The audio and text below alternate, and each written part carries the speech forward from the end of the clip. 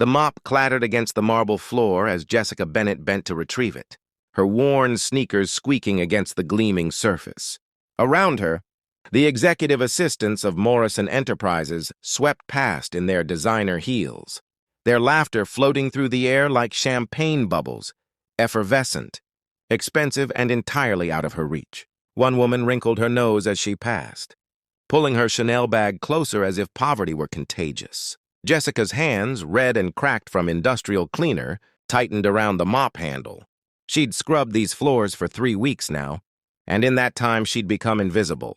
Or worse, she'd become something to look down upon, to step over, to ignore. What none of them knew, what none of them could possibly imagine, was that the wedding band hidden beneath her latex glove cost more than most of their annual salaries. And the man who'd placed it there?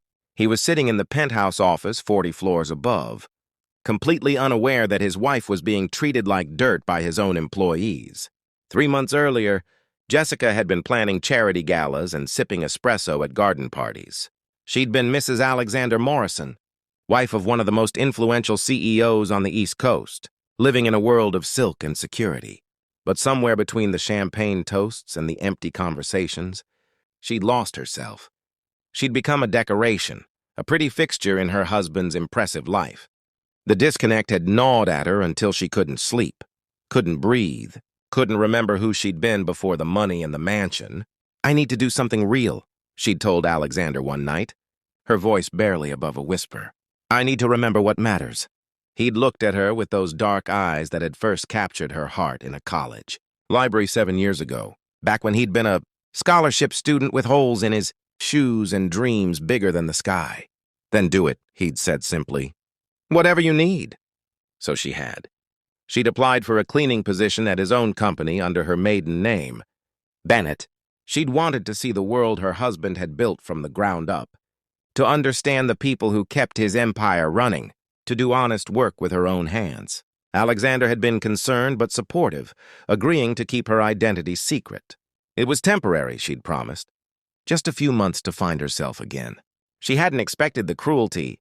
"Excuse me, you missed a spot." The voice was sharp, cutting. Jessica looked up to find Vanessa Chen, the senior marketing director, pointing a manicured finger at an imperceptible mark on the floor. "Right there.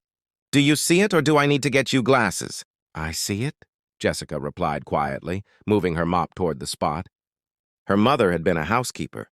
The irony wasn't lost on her that she was now doing the same work, in the same building where portraits of her at charity events hung in the conference rooms.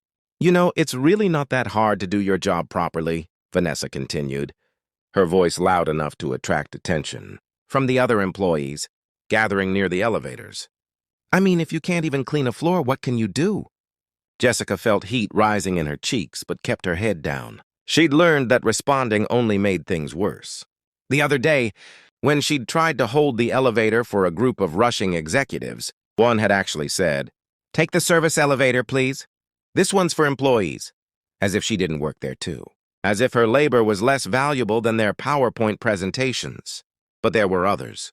Marco, the security guard who always smiled and asked about her day. Mrs. Patterson, the elderly receptionist who'd shared her lunch when Jessica's had been stolen from the break room fridge. And David Chen, oddly enough, Vanessa's own husband and the company's CFO, who'd stopped to help her when she'd accidentally knocked over a trash bin, treating her with the same courtesy he'd show anyone else. It was David who'd struck up a conversation one morning while waiting for the elevator. "You're new to the city, right?" he'd asked kindly, having overheard her talking to Marco about finding affordable housing. "Yes, sir," Jessica had replied, maintaining her cover story. "Trying to make ends meet. My wife and we came from nothing," he'd said thoughtfully. Though Jessica nearly choked on the irony, Vanessa treated her own husband's humble origins like a shameful secret. "Never forget where you come from. That's what keeps you human."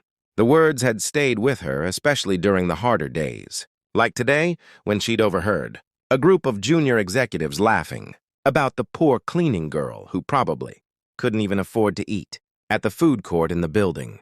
She'd stood in the supply closet, tears streaming down her face, wondering if this experiment had been a terrible mistake. Everything changed on a Tuesday.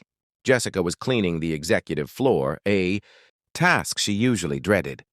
When she heard shouting from one of the offices, she recognized the voice. Gregory Santos, the VP of Operations, a man whose condescending comments she'd endured for weeks. But the other voice was small, frightened, and unmistakably young. She pushed the door open slightly and froze. A young intern, barely 20, was backed against the wall while Gregory leaned over her, his hand on the wall beside her head. "You want to get ahead in this company?" he was saying. "You need to be friendlier. Much friendlier. Please, Mr. Santos, I just want to do my job." The girl's voice shook. Jessica didn't think. She pushed through the door, her heart hammering. "Excuse me, sir. There's an emergency board meeting. Mr. Morrison needs to see you immediately." Gregory spun around, his face flushed with anger and guilt. "What? I didn't receive any notification." "It just came through," Jessica lied, meeting his eyes steadily. "He's asking for all VPs now." The intern took the opportunity to slip past him and flee. Gregory's eyes narrowed at Jessica. "You're lying. You're just the cleaning lady. What would you know about board meetings?" "You're right," Jessica said softly. "I'm just the cleaning lady, but I know what I saw, and I'm guessing Mr. Morrison would want to know about it too." For a moment, they stared at each other. Then Gregory's lip curled. "You have no idea who you're dealing with. I could have you fired before lunch. Who's going to believe you over me? You're nobody." "Maybe," Jessica acknowledged, "but I'm somebody enough to tell the truth." She turned and walked away on shaking legs. Pulling out the personal cell phone she kept hidden in her pocket, she texted Alexander. "We need to talk. Tonight. It's important." But the confrontation had consequences. By the afternoon, whispers had spread through the building. The cleaning girl had harassed a VP. She'd made false accusations. She was trying to cause trouble, probably hoping for a payout. Vanessa had been particularly vocal, telling anyone who'd listen that people like that would say anything for attention and money. When Jessica arrived the next morning, she found her time card missing. The supervisor, a nervous man named Bill, couldn't meet her eyes. "I'm sorry, Miss Bennett. We're letting you go." "Effective immediately." "On what grounds?" Jessica asked, though she already knew. "Insubordination. Making false accusations against senior staff. It's all documented." He handed her a folder, and Jessica saw that someone had been thorough. Statements from witnesses who hadn't even been there. A disciplinary record she'd never been shown. Complaints she'd never heard. Gregory had been busy. "This isn't right," she said quietly. "I'm sorry," Bill repeated, and he actually seemed to mean it. "I'm just following orders from upstairs. You'll receive your final paycheck in the mail." Jessica walked through the lobby for the last time, past the people who'd sneered at her and the few who'd shown her kindness. Mrs. Patterson looked stricken, and Marco started to say something, but she shook her head. She needed to leave with whatever dignity she had left. She waited until evening, until Alexander came home to their penthouse apartment, his face already creased with concern from her text. She told him everything, the harassment she'd witnessed, the retaliation, the firing. His jaw tightened with each word, his hands clenching and unclenching. "I'll fix this," he said immediately. "Tomorrow I'll—" "No," Jessica took his hands. "Not like that. If you just fire Gregory and rehire me, what changes? The culture that allowed this, that allows people to be treated as less than because of their position, that stays the same. Then what do you want me to do?"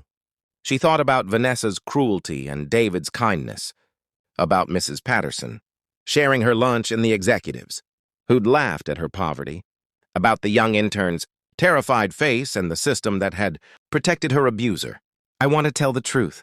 "All of it, but not as your wife. As the woman who lived it."